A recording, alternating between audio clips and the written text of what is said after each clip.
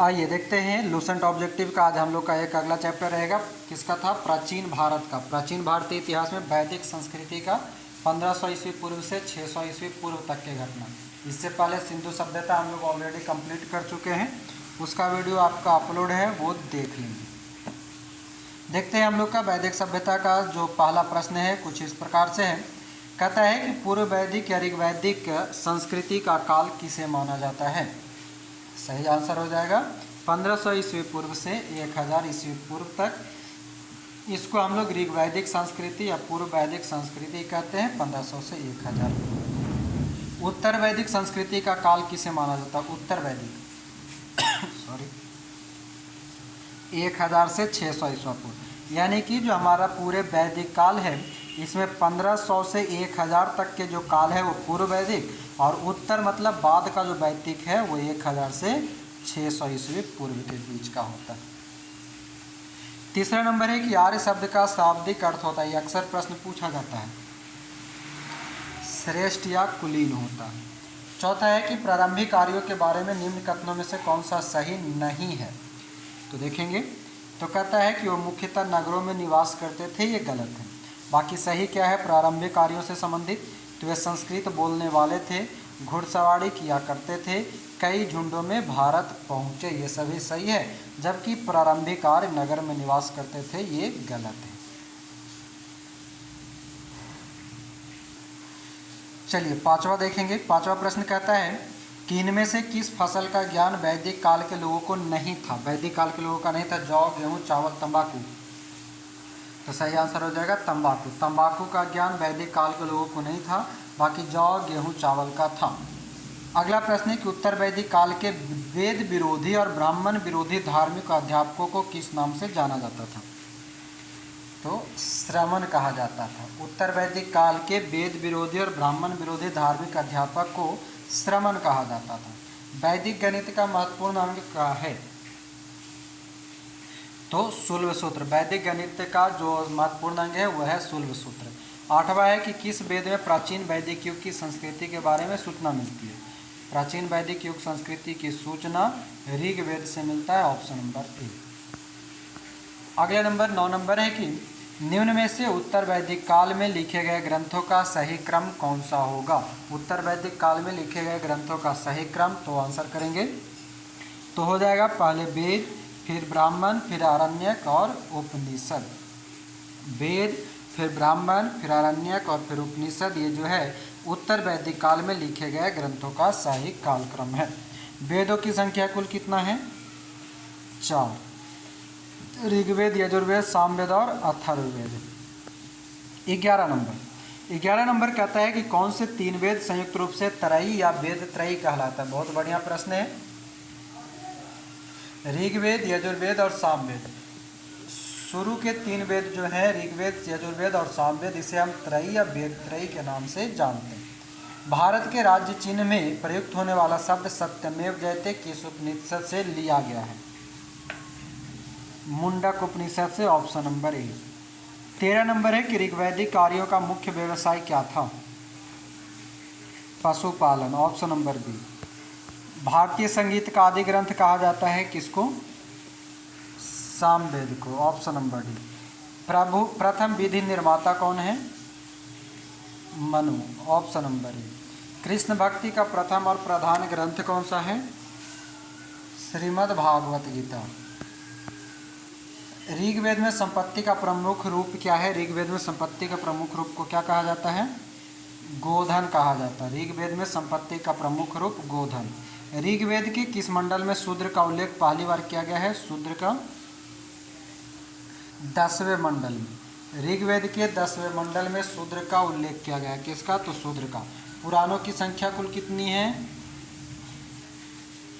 18। पुराणों की संख्या कुल 18। वैदिक धर्म का मुख्य लक्षण इनमें से किसकी उपासना था? वैदिक धर्म के लोग किसकी उपासना करते थे? प्रकृति की उपासना करते थे। वैदिक धर्म का मुख्य लक्षण प्रकृति का उपासना करना था। किस देवता के लिए ऋग्वेद में पुरंदर शब्द का प्रयोग किया गया? पुरंदर, इंद्र के लिए। इंद्र को हम पुरंदर के नाम से भी जानते हैं। चलते अगले प्रश्न की ओर। प्रश्न नंबर है हमारा 22वां कि शुल्ब सूत्र किस विषय से संबंधित था? शुल्ब सूत्र तो ज्यामिति से। ऑप्शन नंबर ए ज्यामिति। अस्तोमा सदगमय तमसोमा ज्योतिर्गमय मृत्योमा अमृतगमय कहाँ से लिया गया है? उपनिषद। अस्तोमा तम सदगमय तमसोमा ज्योतिर्गमय मृत्योमा अमृतगमय ये उपनिषद का भाग है। आर्य भारत में बाहर से आए और सर्वप्रथम बसे थे कहाँ? पंजाब में। ऑप्शन नंबर सी। 25वां आएंगे। सूची एक को मिलान करना। एक तरफ है वेद, दूसरी तरफ है यज्ञकर्ता। हमेशा यहाँ से प्रश्न पूछा जाता है तो मिलान कीजिएगा। हड़प्पा का यज्ञकर्ता, सॉरी हड़प्पा का नहीं, ये पीडीएफ में थोड़ा सा गड़बड़ लिखा है और ध्यान दीजिए, रुकिएगा। ये बुक में थोड़ा सा पीडीएफ जो बनाया वो गड़बड़ कर दिया। एक ऑप्शन डाल दिया ए और उसके सामने रावी लिख दिया, वो गलत है। मतलब ये नदी वाला एक वो कोई ऑप्शन मिला दिया, ठीक ना। अब आगे देखिएगा। अब देखिए ऋग्वेद को क्या कहते हैं? ऋग्वेद के पाठकर्ता को होत्री कहेंगे। यजुर्वेद के पाठकर्ता को अथर्ववेद, सामवेद वाला को उद्गाता या उद्गात्री और अथर्ववेद को ब्रह्मा। ऑप्शन नंबर ये हो जाएगा। फिर से सुनिएगा। ऋग्वेद को होता या होत्री, यजुर्वेद को अथर्ववेद, सामवेद को उद्गाता या उद्गात्री और अथर्ववेद को ब्रह्मा कहा गया है। ठीक है, ये ऑप्शन गड़बड़ था। आगे, वेदों को आप पौरुष से क्यों कहा जाता है? क्योंकि वेदों की रचना देवताओं द्वारा किया गया है, इसलिए। वैशेषिक दर्शन के प्रतिपादक कौन था? उलूकनाद। Option number C. हाँ, वैशेषिक दर्शन बोलेगा तो उलूकनाद। अगला है कि मीमांसा या पूर्व मीमांसा दर्शन के प्रतिपादक। मीमांसा जैमिनी। हाँ, वेदांत या उत्तर मीमांसा दर्शन के प्रतिपादक बादरायण। अब ध्यान दीजिएगा, यहाँ पर दो तरह से प्रश्न है। एक बोलेगा डायरेक्ट आपसे पूछ देगा मीमांसा के प्रतिपादक तो जैमिनी, पूर्व मीमांसा तो भी जैमिनी, उत्तर मीमांसा तो बादरायण, या वेदांत तो भी बादरायण। 4 गो प्रश्न है ये, 2 वाला में 2 प्रश्न में। ठीक है, ध्यान रखिएगा। 30 नंबर, ऋग्वेद का कौन सा मंडल पूर्णतः सोम को समर्पित है? सोम। सही आंसर हो जाएगा 9वां मंडल। हाँ, अगला है कि प्रसिद्ध 10 राजाओं का युद्ध दशराग्य युद्ध किस नदी के तट पर लड़ा गया? परुष्णी नदी। Option number D. धर्मशास्त्रों में भू राजस्व की दर क्या था? 1/6। 32 का सी हो जाएगा 1/6। धर्मशास्त्र में भू राजस्व की दर 1/6। 800 ईसा पूर्व से 600 ईसा पूर्व का काल किस युग से जुड़ा है? ब्राह्मण युग। 800 से 600 ईसा पूर्व के काल को हम ब्राह्मण युग कहते हैं। प्रश्न है कि किस काल में अछूत की अवधारणा स्पष्ट रूप से उदित हुई? अछूत धर्मशास्त्र के काल में। धर्मशास्त्र के काल में जो है अछूत की अवधारणा स्पष्ट रूप से उदित हुआ था। एशिया माइनर स्थित बोगाजकोई का महत्व इसलिए है कि बोगाजकोई क्यों महत्वपूर्ण है? क्योंकि वहाँ जो अभिलेख प्राप्त हुए हैं उनमें 4 वैदिक देवता इंद्र, वरुण, मित्र, नासत्य। ठीक है, इंद्र, वरुण, मित्र और नासत्य का उल्लेख कहाँ से मिलता है? तो एशिया माइनर के बोगाजकोई से मिलता है। कितने देवता?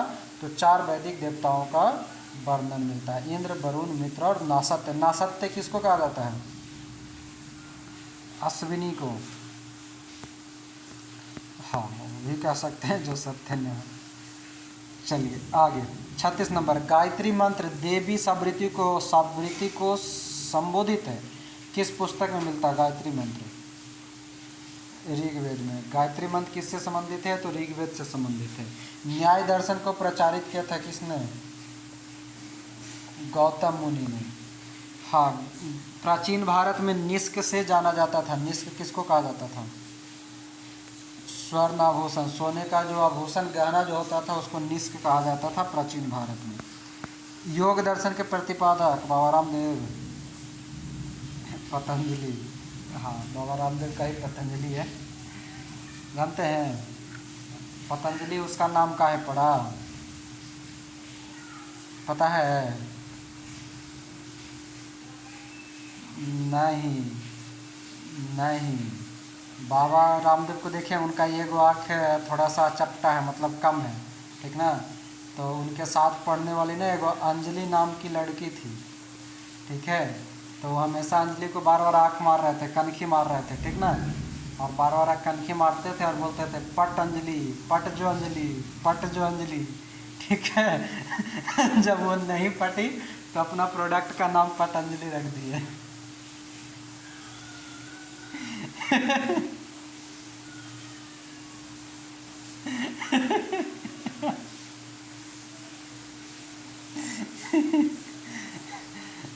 चलिए,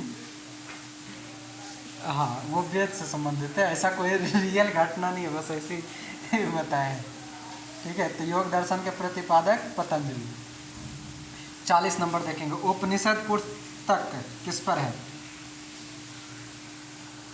दर्शन पर। उपनिषद पुस्तकें जो है दर्शन से संबंधित है।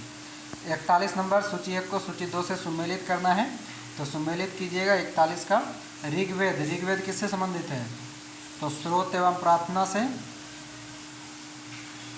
यजुर्वेद किससे संबंधित है? तो स्रोत एवं कर्मकांड से।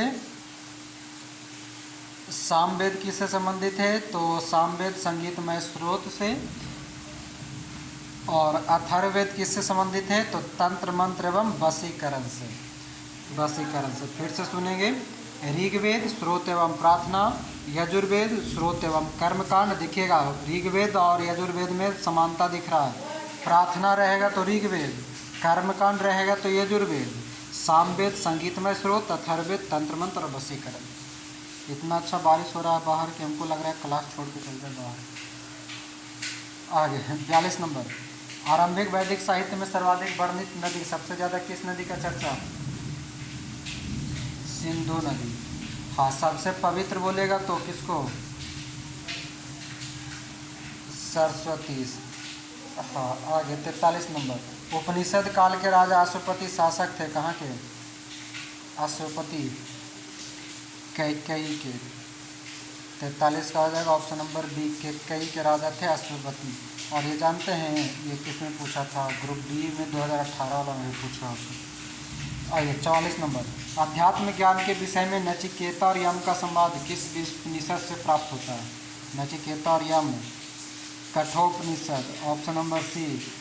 नचिकेता और यम वाला कहानी पढ़े होंगे, 5वां 6वां में हिंदी में था, है ना। यमराज से जाकर के लड़ जाता नचिकेता, कुछ बैल वाला घटना रहता है, हाँ। तो कठोपनिषद है। वैदिक नदी कुबा या काबुल का स्थान कहाँ निर्धारित होना चाहिए? कुबा कहाँ था? अफगानिस्तान में। हाँ, कुबा काबुल, ठीक है। कुबा जो है, कुबा का ही वर्तमान नाम काबुल है, ठीक ना। तो देखिए इसको कैसे याद रखना है। कुबा को बना दीजिए वो आभा, आभा नाम की लड़की होती है ना, ठीक ना। तो एगो अफगानी जो था, एगो अफगानी आभा के पास आई और कहा ना कि तुम मुझसे शादी करोगी, कबूल करो। क्या करो? कबूल करो। तो कबूल से हो गया कथी? काबुल। मुस्लिम धर्म में वो बोलता है ना काबुल, मतलब मंजूरी लेना या देना। हाँ, निगाह कबूल है वही वाला। तो आभा से कुबा और कबूल से कबूल। अफगान लड़का कौन? अफगानिस्तान, याद रखिए। 46 नंबर है कि कपिल मुनि द्वारा प्रतिस्थापित दार्शनिक प्रणाली कौन सा है? कपिल मुनि का सांख्य दर्शन। हाँ, भारत के किस स्थल की खुदाई से लौह धातु के प्रचलन के प्राचीनतम प्रमाण मिला है? लौह धातु।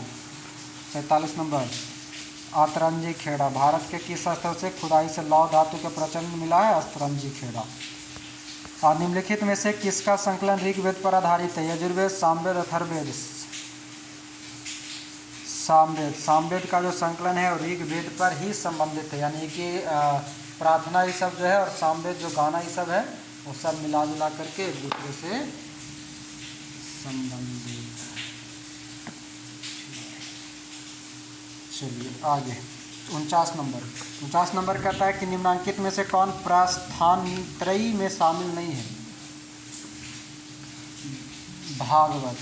भागवत जो है प्रस्थानत्रयी मतलब शुरू के जो 3 वो जो माना जाता है प्रस्थानत्रयी, उसमें शामिल नहीं है, तो भागवत। बाकी भगवद गीता, ब्रह्मसूत्र और उपनिषद ये प्रस्थानत्रयी के नाम से जाना जाता है। कर्म का सिद्धांत किससे संबंधित है? मीमांसा। कर्मकांड जो है मीमांसा से संबंधित है, कर्मकांड मीमांसा। आगे आएंगे 51 नंबर, सुमेलित करना सूची 1 को सूची 2 से। अथर्ववेद किससे संबंधित? बलि और अथर्ववेद बलिदान विधि ना, 1 मिनट, हाँ अथर्ववेद औषधि से संबंधित है, नहीं सुधार कीजिएगा, अथर्ववेद औषधि से संबंधित। हाँ, ऋग्वेद ईश्वर की महिमा, यजुर्वेद बलिदान विधि और सामवेद संगीत। हाँ, ऑप्शन नंबर ए हो जाएगा, अथर्ववेद औषधि से संबंधित, ऋग्वेद ईश्वर महिमा, यजुर्वेद बलिदान और सामवेद संगीत। चरक संहिता नामक पुस्तक किस विषय से संबंधित है? चरक संहिता 52 का चिकित्सा से संबंधित है। यज्ञ संबंधी विधि विधान का पता चलता है किससे? यजुर्वेद से। यज्ञ हो, कर्मकांड हो, ये सभी यजुर्वेद से। वैदिक युगीन सभा कैसा था? मंत्रिपरिषद थी। मतलब ये कह रहा है कि वैदिक युग में सभा क्या होता था, तो सभा कहा जाता था मंत्री परिषद को। वैदिक युग में प्रचलित लोकप्रिय शासन प्रणाली कैसा था? शासन कैसा था उस समय? गणतंत्र था, रिपब्लिक था।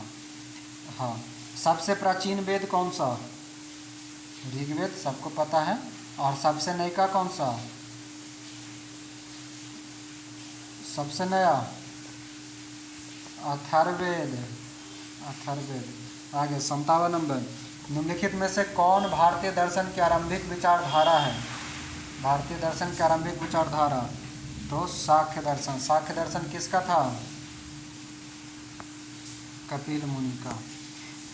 हाँ, 58 नंबर, सांख्य, योग, न्याय, वैशेषिक, मीमांसा एवं वेदांत, इन 6 भिन्न भारतीय दर्शनों की स्पष्ट रूप से अभिव्यक्ति हुई कहाँ?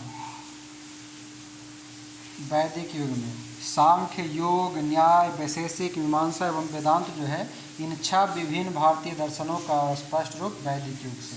निम्नलिखित में से वह दस्तकारी कौन सी है जो आर्यों द्वारा व्यवहार में नहीं लाई गई थी? लोहार या लोहारगिरी? आर्यों द्वारा व्यवहार में नहीं लाया गया है वो लोहारगिरी। बाकी मृदभान, आभूषण और बढ़ईगिरी, काष्ठकारिता, ये सभी आर्य लोग प्रयोग किया था। सुमेलित करना है उपवेद 60 का देखेंगे, मिलान कीजिएगा। आयुर्वेद किससे संबंधित है? ऋग्वेद से। धनुर्वेद, यजुर्वेद, गंधर्ववेद, सामवेद, शिल्पवेद या अर्थशास्त्र, अथर्ववेद। ठीक है, आयुर्वेद ऋग्वेद से, धनुर्वेद यजुर्वेद से, गंधर्ववेद सामवेद से, शिल्पवेद या अर्थशास्त्र अथर्ववेद से। Option number 1। आगे है कि ऋग्वेद के किन 6 मंडल को वंश मंडल या गोत्र मंडल कहा जाता है? बड़ा बढ़िया प्रश्न है। दूसरे मंडल से 7वें मंडल तक। हाँ, जो दूसरा से लेकर के 7वां मंडल है, इसको हम वंश मंडल या गोत्र मंडल के नाम से जानते हैं। दूसरा से 7वां मंडल। किस वेद में जादुई माया और वशीकरण का वर्णन है? जादुई माया, वशीकरण, अथर्ववेद। हाँ, आगे 63 नंबर, हम PDF बनाए जिसमें पूरा धुंधला का धुंधला भी। आगे 63 कहता है, आर्य शब्द इंगित करता है किसको? श्रेष्ठ वंश को। ऋग्वेद में कुल कितने मंडल? 10 मंडल। आर्य भारत में संभवतः आए थे कहाँ से? आर्य कहाँ से आया था? मध्य एशिया से। कौन सा वेद अंशतः गद्य पद में लिखी जाती है? गद्य के रूप में? यजुर्वेद। गद्य और पद दोनों में यजुर्वेद। सभा और समिति प्रजापति की 2 पुत्री है, किस वेद में? अथर्ववेद में। सभा और समिति 2 पुत्री है प्रजापति का, अथर्ववेद में कहा गया। हाँ, ऋग्वैदिक युग की प्राचीनतम संस्था कौन सी? विदत। ऋग्वैदिक युग की प्राचीनतम संस्था विदत। ब्राह्मण ग्रंथों में सर्वाधिक प्राचीन कौन सा? शतपथ ब्राह्मण। ब्राह्मण ग्रंथों में सबसे प्राचीन शतपथ ब्राह्मण। अगला है हमारा, गोत्र व्यवस्था प्रचलन में कब आई? 70 का। उत्तर वैदिक काल में। गोत्र व्यवस्था उत्तर वैदिक काल में। अनुलोम विवाह का अर्थ क्या है? ये अक्सर पूछा जाता है, अनुलोम और प्रतिलोम वाला। अनुलोम किसको कहेंगे? जब उच्च वर्ग वाला, हाँ मतलब हायर कास्ट वाला जो पुरुष होगा वो लोअर कास्ट वाला महिला से शादी कर लेगा तो इसको बोलते हैं हम अनुलोम, ठीक है। और यही हो जाता है वो विपरीत। तो अगला क्वेश्चन वही है 72 देखेंगे प्रतिलोम विवाह। तो अब क्या होगा, हाँ उच्च वर्ग के नारी रहेगी मतलब हाई कैटेगरी वाला रहेगी महिला, हाई वोल्टेज वाली, ठीक ना। और लो वोल्टेज वाला कौन रहेगा, पुरुष। तो इसको बोलेंगे प्रतिलोम। हाँ वोल्टेज का मतलब यहाँ गलत सेंस नहीं निकालिएगा, समझाने के लिए बोलेंगे। चलिए 72 का क्या हो गया, बी नंबर। उच्च वर्ग की नारी निम्न वर्ग के पुरुष के साथ विवाह कर लेगा तो प्रतिलोम। जब महिला लोअर वाला पुरुष से शादी कर लेगा तो प्रतिलोम। जब लोअर महिला अपर पुरुष से शादी कर लेगा तो अनुलोम। 73 नंबर। वैदिक युग में यज्ञ कहा जाता है किसको, जौ को। हाँ व्रीहि शब्द किसके लिए प्रयुक्त हुआ, व्रीहि किसको कहा गया है, चावल को, व्रीहि चावल को। हाँ यज्ञ जौ को। आगे अथर्व का अर्थ क्या होता है, 75 देखेंगे। अथर्व का अर्थ पवित्र जादू। अथर्व का मतलब पवित्र जादू। जादू भी पवित्र होता है, बच के रहिएगा, ठीक है। कोई जादू तो ना कर देगा। और नींबू मिर्चाई लटका लीजिएगा, ठीक ना। एगो गाना सुने हैं, एगो नींबुआ दो चार गो मिर्ची लटकाइला चोटी में, नहीं सुने हैं, भोजपुरी में भी। अरे नहीं देखे, टेम्पू वगैरह बस वगैरह में एगो नींबू और 4 गो 5 गो मिर्चाई और लहसुन लटकेले रहता है, वही वाला। हाँ हाय नजर न के करो लग जाए, और आगे वाला भुला गया। हाँ हुस्न के कोठी में, ऐसा कुछ था। 76 आइएगा। शिक्षा। शिक्षा किससे संबंधित है, ध्वनि शास्त्र से। कल्पसूत्र। कल्पसूत्र किससे संबंधित है, कर्म कांड से। कल्पसूत्र कर्म कांड। निरुक्त। निरुक्त किससे संबंधित है, शब्द व्युत्पत्ति शास्त्र या भाषा शास्त्र। शब्द व्युत्पत्ति शास्त्र या भाषा शास्त्र से निरुक्त। छंद किससे है, छंद शास्त्र। ऑप्शन नंबर ए। शिक्षा ध्वनि शास्त्र, कल्पसूत्र कर्मकांड, निरुक्त शब्द व्युत्पत्ति शास्त्र या भाषा शास्त्र, और छंद छंद शास्त्र। आगे प्राचीनतम व्याकरण अष्टाध्यायी के रचनाकार। अष्टाध्यायी के रचनाकार पाणिनि। हाँ निम्न में से कौन सी स्मृति प्राचीनतम है, सबसे प्राचीन स्मृति, मनुस्मृति। Option number A. चलिए आगे 79। आदि काव्य की संज्ञा किसे दी जाती है, रामायण। आदि काव्य की संज्ञा रामायण। प्राचीनतम पुराण कौन सा, मत्स्य पुराण। ऋग्वेद में सबसे पवित्र नदी सरस्वती। सबसे ज़्यादा वर्णन सिंधु। वैदिक समाज की आधारभूत इकाई कुल या कुटुंब। वैदिक समाज की आधारभूत इकाई कुल या कुटुंब। हाँ ऋग्वैदिक काल के उस सबसे प्रधान देवता की पहचान करें जिसकी स्तुति में 250 सूक्तों की रचना की गई है। इंद्र। ऋग्वैदिक काल के उस सबसे प्रधान देवता की पहचान करें जिसकी स्तुति में 250 सूक्तों की रचना की गई, इंद्र। किस वेद में सभा को नरिष्ठ अर्थात सामूहिक वाद विवाद या अनुल्लंघनीय कहा गया है,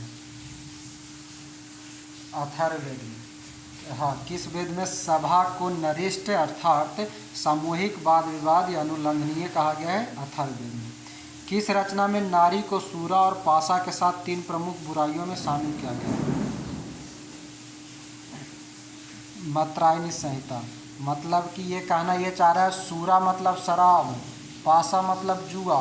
तो शराब, जुआ और नारी ये तीनों जो है ये क्या है, सबसे बेकार बुरा चीज़ है। ये तीनों से जो बच गया वो बच गया। तो मैत्रायणी संहिता ऑप्शन नंबर ए। अब नारी कहने का मतलब ये नहीं कि नारी मतलब माई बहन सबसे बच जाना, वैसे चीज़ जो यहाँ पर गलत अर्थ निकले नारी का उससे। ये नहीं कि नारी का मतलब सेंस समझ लीजिएगा माई बहन से बच के कहा चले, माई हो बहन हो पत्नी हो ये सबसे बचना नहीं है, जो गलत, हाँ गलत संबंध से जो है उसको।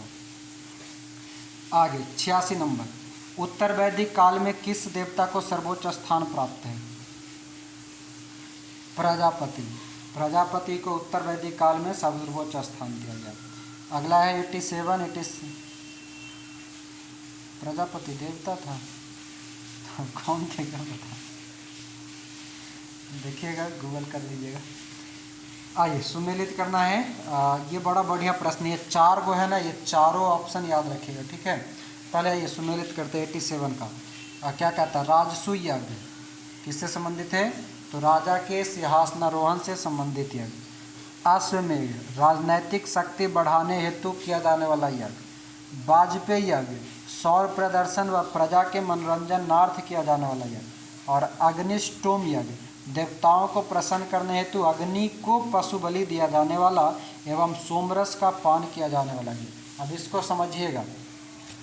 राजसूय यज्ञ, राजसूय मतलब होता क्या है कि हम जब राज्याभिषेक करवाएंगे, ठीक है, राज्याभिषेक मतलब गद्दी पर बैठेंगे तो राजसूय यज्ञ। दूसरा अश्वमेध, आप रामायण देखे होंगे, रामायण में जो लवकुश वाला पार्ट है उसमें पढ़े होंगे, जो राम के तरफ से जो घोड़ा छोड़ा जाता है उसको लवकुश पकड़ लेते हैं ना, तो वो जो अश्व यज्ञ है, अश्व यज्ञ जो है साम्राज्य के विस्तार के लिए, किसका?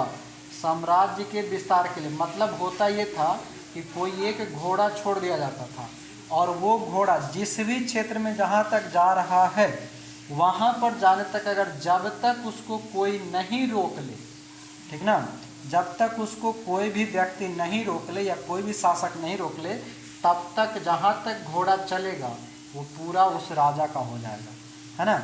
उसको कहा जाता था साम्राज्य विस्तार के लिए, यानी कि राजनीतिक शक्ति बढ़ाने के लिए। यानी कि अगर बीच में कोई रोका तब उससे लड़ाई करेंगे, अगर लड़ लिए जीत गए तो वो भी हिस्सा मेरा, और हार गए तो फिर हम वहाँ से वापस हो जाएंगे। वही होता है ना रामायण में लवकुश वाला, लवकुश पकड़ लिए थे तो लड़ाई किया था दोनों। फिर एक है वाजपेयी यज्ञ, हाँ एक है वाजपेयी यज्ञ। वाजपेयी यज्ञ क्या है? सौर प्रदर्शन व प्रजा के मनोरंजन के लिए। सौर प्रदर्शन मतलब अगर वैसा नहीं समझ में आता तो अपने पास एगो वाजपेयी जी थे, अटल बिहारी वाजपेयी, इनका ही शौर्य का गाथा है कि हम क्या बन गए? परमाणु शक्तिशाली बन गए, है ना, परमाणु से। यानी कि हम अपना शौर्य का प्रदर्शन कर दिए दुनिया के सामने कि हम भी तुमसे कम नहीं हैं। और दूसरा मनोरंजन का साधन, अब हम भी कह सकते हैं कि परमाणु बम हमारे पास हुए, वाजपेयी जी और वो कौन थे?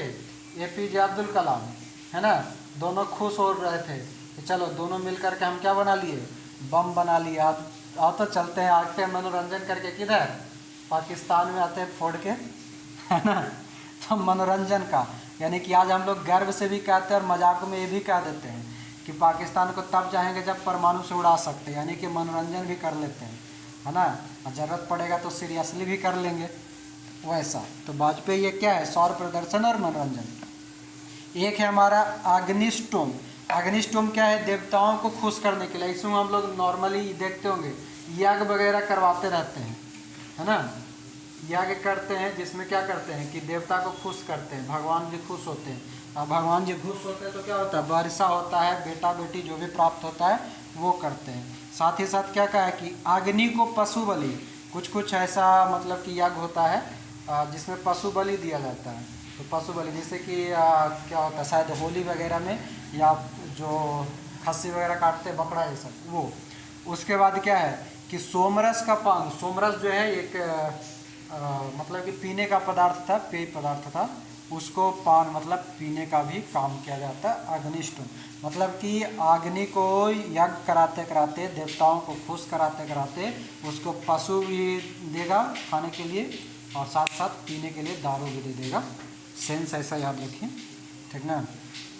एगो हम लोग की तरफ डाक बाबा बोलते हैं, डाक बाबा। डाक बाबा एगो डाक बम जो अभी चल रहा है वो नहीं, डाक बाबा। डाक बाबा को ये पूरा नशीला आदमी है, इनको जब भी चाहिए जब दारू चाहिए, ठीक ना, मतलब शराब, तो उससे याद रख लीजिए। आइए 87 का हो जाएगा आंसर हमारा कौन सा? ऑप्शन नंबर ए। याद रह जाएगा ना चारों, भूलिएगा नहीं। एक बार फिर से रिपीट कर दे रहे। राजसूय यज्ञ सिंहासन के लिए, अश्व यज्ञ राजनैतिक विस्तार के लिए, वाजपेयी यज्ञ सौर प्रदर्शन और मनोरंजन के लिए, और अग्निष्टोम यज्ञ देवताओं को प्रसन्न करने के लिए, बलि चढ़ाने के लिए और सोमरस के लिए। आइए 88 नंबर, ऋग्वेद में उल्लिखित नाम और आधुनिक नाम, नदी का नाम दिया। परुशनी किसको कहेंगे? रावी को परुशनी, शतुद्री सतलज को, अस्किनी चिनाब को, विपाशा व्यास। हाँ, परुशनी रावी, शतुद्री सतलज, अस्किनी चिनाब और विपाशा व्यास। सबको याद है कि इसमें भी कुछ ट्रिक बतावे? चलिए याद है, बहुत अच्छा। आगे बढ़ते हैं तब। 89, संस्कारों की कुल संख्या 16। संस्कार की संख्या 16। एगो सीरियल आता है एंड टीवी पे, भाभी जी घर पर है, देखे हैं? और उसमें एगो टीचर रहता है, गुरुजी। वो पीछे से डंडा निकालता है, कोई उसको कोई छेड़ता है ना, तो पीछे से डंडा निकालता है और कहता है, संस्कार नाम का चीज़ नहीं है क्या, छड़ी निकालूं क्या? ऐसा। तो संस्कार कुल कितना? 16। आइए अगला 90 नंबर है। 90 नंबर सुमेलित करना है, ठीक है? तो 90 का सुमेलित करेंगे तो देखिए ऑप्शन उधर है। हाँ देखिएगा, ब्रह्म विवाह। ब्रह्म विवाह किसमें होगा? समान वर्ग या जाति का विवाह, मतलब एक ही जाति से। हाँ, जो नॉर्मली हम लोगों का विवाह होता है वो हम लोगों का कैसा विवाह है? ब्रह्म विवाह। वो अलग बात है कि कोई भाग टोक के जन्म शादी कर ले, उसका कोई मतलब नहीं। दूसरा दैव विवाह, मतलब पुरोहित का प्राश्रमिक में मिले कन्या के साथ विवाह। मतलब क्या, पंडित जी जो आते हैं, पंडित जी किसी जजमान के यहाँ गए और उनको वो जो जजमान, यानी कि मान लीजिए कोई राजा के गए, राजा की बेटी, राजा की पुत्री से पंडित जी का विवाह हो जाए तो उसको दैव विवाह कहा जाता है। पुरोहित का पारिश्रमिक में मिले कन्या के साथ विवाह, मतलब सिर्फ राजा नहीं कर सकते, यानी कि किसी के यहाँ भी अगर कोई पंडित गया है पूजा कराने और वो व्यक्ति, वो आदमी खुश होकर के पंडित जी को अपना बेटिए दे दे कि ले जा पंडित जी हमारे बेटी के, तू ले जा, तो वो विवाह कैसा कहलाएगा? दैव विवाह, देवता जैसा विवाह, दैव विवाह। एक है आर्ष विवाह। आर्ष विवाह क्या है? तो कन्या मूल के रूप में एक जोड़ी गाय व बैल चुकाकर किया गया विवाह। मतलब कि कन्या मतलब लड़की, लड़की का जो मूल्य है मतलब वैल्यू, उसके बराबर एक जोड़ी गाय, मतलब 2 गाय और बैल, ठीक ना, बैल देकर के जो विवाह होता है उसको आर्ष विवाह कहते हैं। कैसा विवाह? आर्ष विवाह। कैसा? लड़की के मूल्य के बराबर एक जोड़ी गाय और बैल जो होता है, वैसा विवाह हम क्या कहलाता है? आर्ष विवाह कहलाता है। और अगला क्या है? प्रजापत्य। प्रजापत्य विवाह, बिना दहेज का विवाह, जो कोई नहीं करता है, बिना दहेज का विवाह, ठीक है? कैसा कहता? प्रजापत्य मतलब प्रजा की सेवा जैसा, इसको ऐसा रिलेट कर लीजिए, प्रजा की सेवा के लिए किया गया विवाह प्रजापत्य विवाह, जो बिना दहेज का विवाह, ऐसा वाला, ठीक है? तो ये ऑप्शन नंबर ये हो जाएगा। फिर से एक बार सुन लीजिए, ब्राह्मण विवाह समान वर्ग या जाति का विवाह, दैव विवाह पुरोहित या को प्राश्रमिक पर मिला हुआ कन्या, आर्ष विवाह कन्या के मूल्य में एक जोड़ी गाय और बैल का, और प्रजापत्य बिना दहेज का। प्रजापत्य विवाह करने के लिए कौन कौन तैयार है जी? कोई नहीं, ना। आइए 91 नंबर, अगला फिर से विवाह करवा रहे हैं।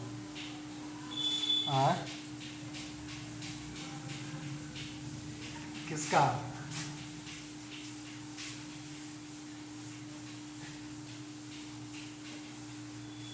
अच्छा, दहेज नहीं देंगे, कोई करवे ना करेगा लड़का शादी में।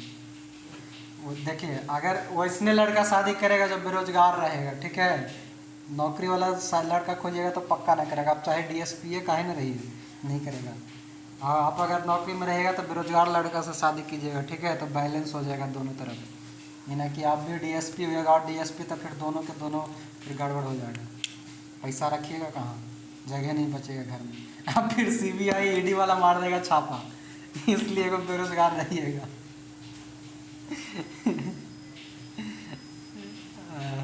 तो नहीं, भला किया कीजिए, ये वो बेरोजगार का भला हो जाएगा कि नहीं हो जाएगा। आप ड्यूटी कीजिएगा, घर चलाएगा, बर्तन चूल्हा। मेरे यहाँ है जी, हम रियली बता रहे हैं, मेरे यहाँ का एक आदमी है, उनकी जो पत्नी है ना वो बिहार पुलिस में कांस्टेबल है शायद, मतलब सिपाही हैं, ठीक ना। और वो एक लौता ही है, मतलब उनके मम्मी पापा के एक ही बेटा थे वो, ठीक ना। तो बेटा जो है, मतलब उनका जो पति है, वो बच्चा सबको स्कूल लाना ले जाना जितना संभव होता है उनकी पत्नी करके जाती हैं। बाकी इलेक्शन वगैरह में नहीं देखते, ड्यूटी 4 दिन 5 दिन 10 दिन इन्होंने दे देता है, या किसी भी इमरजेंसी में। तो अपने पूरे बाल बच्चा को संभालते हैं, स्कूल लाना जाना, खाना पकाना, चौका बर्तन सब खुद करते हैं वो, ऐसा नहीं कि नहीं करते। और पत्नी ड्यूटी करती है, पत्नी का क्या है कि कभी नाइट ड्यूटी, कभी डे, कभी चलता रहता है ना, इसलिए तो बैलेंस में है, दोनों का चल रहा है अपना। इसलिए आप लोग बैलेंस में रहिएगा, एगो रोजगार वाला, एगो बिना रोजगार वाला, सबका बैलेंस हो जाएगा। कर भला तो हो भला, है ना। आइए 91 नंबर, फिर से विवाह करना है, आइए विवाह करवाते फिर से। गंधर्व विवाह, गंधर्व विवाह क्या है, जो कहता है प्रेम विवाह। गंधर्व क्या है, लव मैरिज, है ना। गंधर्व विवाह जो है इतना गंधे मचा देता है प्रेम विवाह वाला कि गंधर्व विवाह हो गया, ऐसे याद रखिए, ठीक ना। नहीं देखते, जब पता चल जाता है तो खूब लाठी डंडा चलता है। गंध मच जाता है पूरे समाज में उसका। वही करना होगा तो इच्छा से कर लीजिएगा। आसुर विवाह, आसुर, आसुर विवाह मतलब कन्या को खरीद कर, कन्या को खरीद कर मतलब लड़की खरीद करके, ठीक ना, लड़की खरीद करके विवाह कीजिएगा तो आसुर विवाह। एक होता है राक्षस विवाह, पराजित राजा की कन्या या अपहरण की गई कन्या के साथ विवाह। अर्थ समझिएगा, आसुर विवाह और राक्षस विवाह में थोड़ा सा अंतर है। राक्षस विवाह, राक्षस विवाह ये कहा कि जो पराजित हुआ है राजा वो, या फिर जो अपहरण करके, ठीक ना, अपहरण करके किसी लड़की को लाए हैं वो, उसको बोला जाता है राक्षस विवाह। ये वो है पैशाच, कैसा, पैशाच विवाह। पैशाच विवाह क्या है कि सोई हुई अवस्था में कन्या को गुमराह कर या मानसिक रूप से अस्वस्थ कन्या को गुमराह कर उसके साथ किया गया विवाह, विवाह यानी कि पागल लड़की से, ठीक ना। ये लड़की पागल है, पागल है, मैंने सुने हैं। अब समझिए, बड़ा ये इम्पॉर्टेंट है। गंधर्व तो सबको याद आ गया, जो गंध मचा के विवाह करे उसको प्रेम विवाह कहते हैं, गंधर्व विवाह। आसुर विवाह और राक्षस विवाह नाम दोनों का सेम ही है, पर्यायवाची। अगर हिंदी में पढ़िएगा तो आसुर, राक्षस, ये सब पैशाच, ये सब के सब जो है एक दूसरे का पर्यायवाची और पूरक है। मगर आसुर विवाह अगर अलग से कहेगा तो लड़की को खरीद कर, मतलब ये जैसे कि मेरे घर में, मेरे गांव में एक व्यक्ति है, ठीक है। एक व्यक्ति क्या करता है कि वो ज़्यादातर पता नहीं कहाँ से कोई लड़की को लाता है, और वो लड़की को ला करके कुछ पैसा में किसी न किसी लड़का से विवाह करवा देता है। 1-2 लाख रुपया लेता है और वो किसी न किसी से विवाह कर देता है। और लड़का कहाँ करेगा, तो वह पूरा राजस्थान के आदिवासी क्षेत्र के कहीं न कहीं के उधर के लड़का आता है, लड़की को लेके जाता है। तो लड़की को खरीद करके कराया गया या किया गया विवाह आसुर विवाह। एक है राक्षस, यानी कि अपहरण करके। दो अर्थ है यहाँ पर, या तो पराजित राजा की कन्या, जो राजा हार गया है, ठीक है, उसकी बेटी से विवाह कर लो, या फिर किससे, जो अपहरण करके, जैसे आप लोग पढ़े होंगे संयोगिता से विवाह किया था कोई पृथ्वीराज जो था, है ना, पृथ्वीराज चौहान, संयोगिता से, जयचंद की बेटी से, तो उसको हम ये कह सकते हैं ना राक्षस विवाह।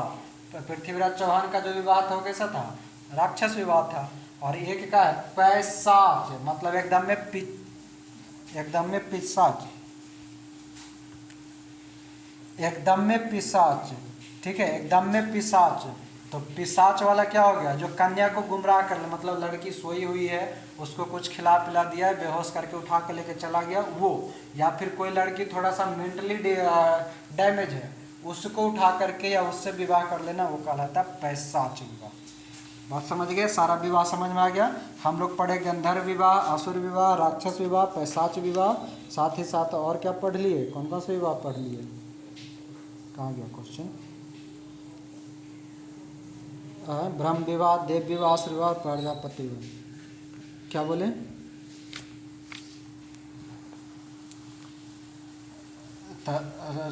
उसका रावण और सीता का विवाह हुआ था नहीं ना। मेरे भी वही, मेरे हिसाब से वही विवाह सही है जेरा में मैया बाबू दोनों के राजी खुशी हो, दोनों तरफ के, ठीक ना, वही विवाह सबसे कर सकते हैं। न वर्ण जा साथ हो या ना हो, जेकर तरफ से दोनों तरफ के माए बाप शामिल हो, उस कह दे कि हाँ दोनों शादी कर ले तब। बाकी ज़िंदगी में कभी भी कहीं भी आप कोई भी विवाह कर लीजिए, मतलब कि माए बाप को ठुकरा करके फिर आपका विवाह का कि पूरा ज़िंदगी नष्ट, कहिए ना आप सही से रह पाइए। इसलिए ठीक है आप प्रेम में हैं, किसी के चक्कर में है, सब कुछ सही है, शादी करे के बात आए तो दोनों माँ बाप को राज़ी कीजिए तभी शादी कीजिए, ना तो फिर वो प्रेम में फंसे हुए मत कीजिए। नहीं तो फिर अलग होना है तो दोनों अपनी मर्जी से अलग हो जाइए। आइए, वो अलग बात है। 92 नंबर देखेंगे अब। 3 ऋण में शामिल नहीं है, कौन सा, देव ऋण, पितृ ऋण, ऋषि ऋण या मातृ ऋण। 92 नंबर, तो यह हो जाएगा मातृ ऋण। 3 ऋण में जो शामिल नहीं है वो मातृ ऋण नहीं है, बाकी देव ऋण, पितृ ऋण और ऋषि ऋण ये शामिल है। ऋग्वैदिक काल से संबंधित मृदभांड संस्कृति है, कैसा, तो गेरुवर्णी मृदभांड संस्कृति। ऋग्वैदिक काल से संबंधित मृदभांड संस्कृति जो है गेरुवर्णी मृदभांड संस्कृति है। उत्तर वैदिक काल से संबंधित मृदभांड संस्कृति कौन सा है, चित्रित धूसर मृदभांड संस्कृति। हाँ दोनों ध्यान दीजिएगा, देखिए एक ऋग्वैदिक है जो गेरुवर्णी है, जबकि उत्तर वाला चित्रित धूसर है, तो दोनों याद रखिएगा। 95, हरियाणा प्रांत में चित्रित धूसर मृदभांड स्थल किस स्थान पर हाल ही में उत्खनित हुआ है। 95 का आंसर करेंगे तो सही आंसर हो जाएगा हमारा बी नंबर, भगवानपुर। हरियाणा प्रांत में चित्रित धूसर मृदभांड स्थल किस स्थान पर हाल में उत्खनित हुआ है, तो भगवानपुर। प्राचीनतम विवाह संस्कार का वर्णन करने वाला विवाह सूक्त किसमें पाया जाता है, विवाह सूक्त ऋग्वेद में, विवाह सूक्त ऋग्वेद में। आगे है कि ऋग्वेद में अघन यानी कि बाध्य योग नहीं शब्द का प्रयोग किसके लिए किया गया है, गाय के लिए, यह अक्सर पूछते रहता है। अगला है 98 नंबर। 98 क्या कहता है कि संग्रहित किसको कहा जाता है, कोषाध्यक्ष को। भागदूध किसको, तो कर संग्रहकर्ता को। छत्ता या छत्री पासे के खेल में राजा का सहायक छत्री कहलाता है। अक्षबाप कहा जाता है प्रतिहारी या राजप्रसाद का सक्षक। ऑप्शन नंबर ई। संरक्षक है, संरक्षक, प्रतिहारी या राजप्रसाद का संरक्षक है ना, वो संरक्षक है। अगला 99, रीत यानी कि प्राकृतिक संतुलन स्थापित करने के कारण किस वैदिक देवता को रीतस्य गोप कहा गया, रीतस्य गोप,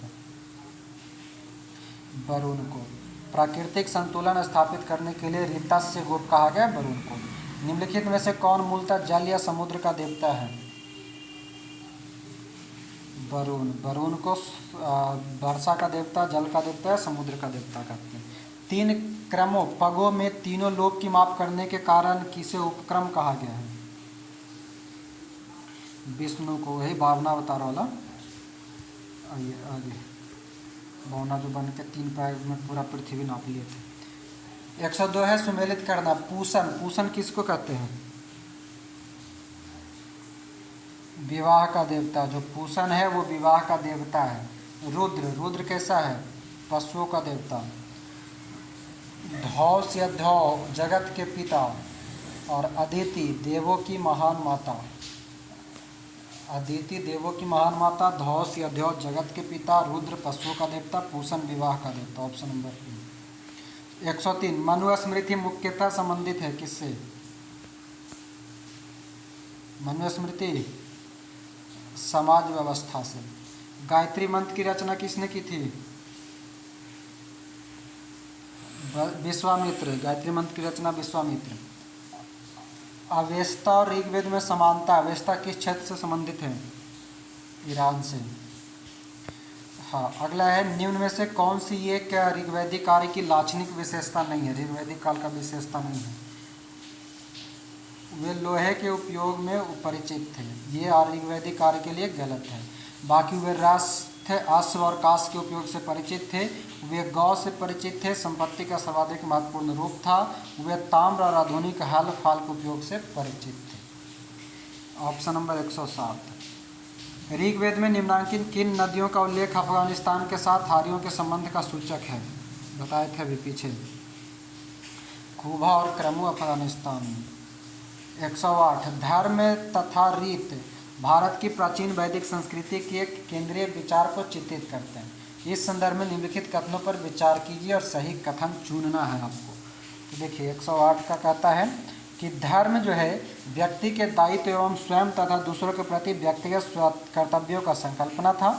रीत मूलभूत नैतिक विधान था जो सृष्टि और उसमें अंतर्निहित सारे तत्वों के क्रियाकलापों को संचालित करता था। ऑप्शन नंबर सी एक और पढ़ लीजिएगा ऑप्शन को। 109। आर्यों के आर्कटिक होम सिद्धांत का पक्ष किसने लिया था? आर्कटिक होम सिद्धांत का पक्ष लिया था बीजी तिलक, बाल गंगाधर तिलक। अगला है 110 नंबर। वैदिक नदी और आधुनिक नाम बताना। कुभा किसका है? काबुल। परुसनी किसका? रावी। सदानीरा गंडक। सतुद्री सतलज। हाँ, Kubha Kabul, Parushni Ravi, Sadanira Gandak, Satudri Sutlej. Option number B. Rigveda में सूक्त की संख्या 1028। पूर्व वैदिक कार्यों का धर्म में प्रमुखता था क्या? प्राकृतिक पूजा और यज्ञ। पूर्व वैदिक कार्य का धर्म था प्राकृतिक पूजा और यज्ञ। आगे 113 नंबर। निम्नलिखित में से किसे भारतीय परमाणुवाद का जनक कहा जाता है? महर्षि कनाद। सतपथ ब्राह्मण से संबंधित राजा विदेह माधव से संबंधित ऋषि थे? ऋषि गौतम रहुगुण। क्या है? सतपथ ब्राह्मण से संबंधित राजा विदेह माधव संबंधित ऋषि थे ऋषि गौतम रहुगुण से। अगला है 115 की ऋग्वेद के 10वें मंडल में निम्नलिखित में से कौन सा स्रोत विवाह समारोह पर प्रकाश डालता है? सूर्या सूक्त। हाँ, तो सुन लीजिएगा। ऋग्वेद के 10वें मंडल में कौन सा स्रोत विवाह समारोह पर प्रकाश डालता है? तो विवाह समारोह पर सूर्या सूक्त। और एक और है 116 नंबर कि निम्नलिखित में से किस ग्रंथ को सप्त सहस्त्री संहिता के नाम से जाना जाती है? तो जानते होंगे, महाभारत को कहा जाता है। सप्त सहस्त्री संहिता महाभारत को कहा जाता है। तो ये था हमारा पूरे वैदिक काल के 116 प्रश्न। उम्मीद करेंगे आप लोग को कुछ याद भी होगा, कुछ लोग 1-2 बार और रिपीट कर लीजिएगा, याद हो जाएगा। अगला जो क्लास करेंगे वो लोग रहेगा हमारा महाजनपद का। आज जीत वीडियो दे देंगे आपको, शाम तक मिल जाएगा, ठीक है? हाँ, शाम तक में उसको अपलोड कर देंगे, ठीक ना? हाँ, याद रखिएगा वहाँ पर क्या, तो मंडे से जो है शायद 25 जुलाई पड़ता है मंडे से आपका लूसेंट सब्जेक्टिव का पूरा रिवीजन क्लास फर्स्ट रिवीजन होगा। तो आप लोग समय से जुड़िएगा। 11 से 12, 12 से 1, आर्ट्स और साइंस दोनों लेकर चलेंगे। हाँ, शुरू से एक लाइन करवाएंगे, ठीक ना? तो समय से जुड़ा कीजिएगा, मंडे से आपका सीरीज शुरू हो जाएगा।